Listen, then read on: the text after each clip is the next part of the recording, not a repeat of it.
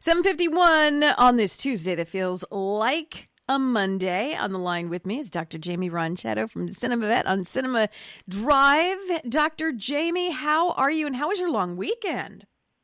Good morning. I'm great, and it was also great. Very relaxing. Fantastic. Today, we're going to talk about fleas and ticks. Now, normally, the season for flea and ticks usually is springish weather, not necessarily this summer. But sometimes in California, those lines get a little blurred because of our weather here. What is a typical season for fleas and ticks, or is it just all the time? Yeah, I mean, interestingly enough, because of where we live and we have such mild seasons, if you can really even call it seasons, you can definitely see fleas and ticks year-round, and that's why we recommend staying on a flea and tick preventative year-round. But, you know, certainly it's especially for the fleas, I would say it's much worse in the spring and summer seasons. Which is where we are right now. We are smack dab in the middle of it, yeah. Let's start with a puppy. So, brand new puppy, someone just adopted a brand new puppy or a dog, but it's new to them. And so they bring that dog or puppy into you, and clearly we have no idea whether they had been on a preventative flea and tick diet or regimen, I should say. Where do you start with something like that? Is it better to go with a flea and tick collar for a while, or where would you start? So there are lots of options out there, but I prefer something oral to take. They would take it like a treat once a month, and that makes it really easy as long as you give it on the same day every month. There are some dogs that might end up being a little bit sensitive to it. And in that case, you can use something topical. So I still don't really like the collars very much, but we do have other topical options that would be like a liquid that goes on their skin and it gets absorbed. And again, you would just do that once a month as well. I hear that there's something called a dipping. Did you sneeze? Should I say bless you? Okay. I have a tickle. I'm trying to cough.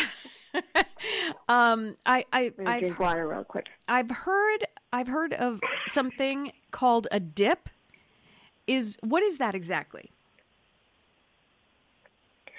A dip would be a medicated bath, basically. Mm-hmm.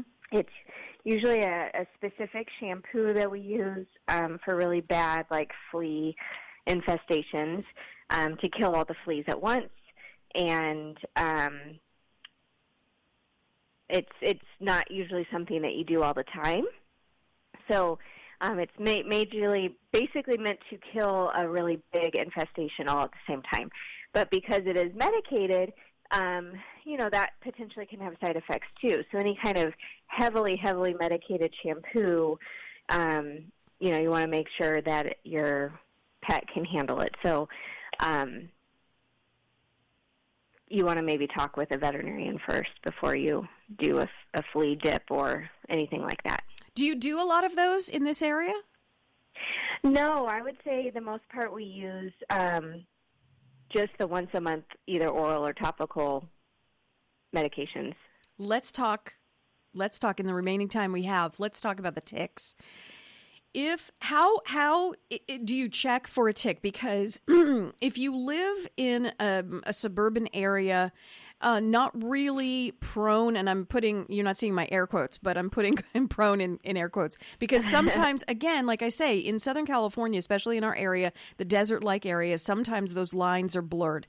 Normally, we don't really see ticks if you're in a suburban area, more toward a wooded area, but again, lines are blurred. So how do we know that our dog or our pet has a tick? And if we see a tick and we think it's a tick, because some people can't even identify a tick, what do we do? Right. So we do have ticks out here.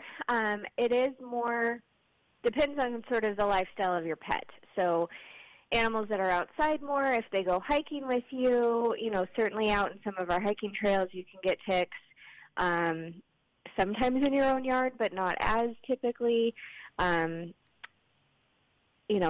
out there, and we do have wildlife, and so they're going to be on the wildlife as well.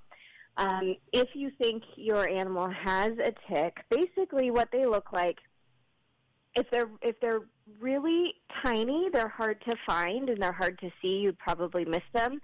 But if they're a little bit larger, they may just appear at first to look like almost like a skin tag or something. But when you look closer, you can see legs.